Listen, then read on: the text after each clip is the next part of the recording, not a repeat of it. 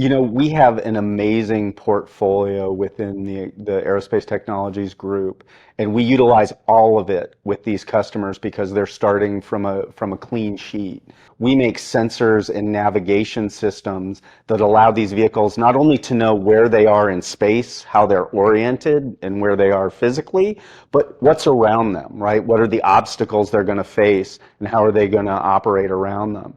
When we think about the brains, these are things like our flight control computers that take an input from the pilot and they turn that into actions that the vehicle is going to take. Things like our integrated cockpit, which gives the pilot situational awareness and key inputs to allow them to make decisions in the aircraft. When we think about the lungs, we make cooling systems for these aircraft. Because these aircraft are primarily electric, they generate a ton of heat. And Honeywell makes these very small, very powerful cooling systems that not only keep those systems cool and the batteries cool, but keep the passengers inside those vehicles cool with a much smaller footprint. And then the beating heart of these vehicles, the propulsors that allow it to go,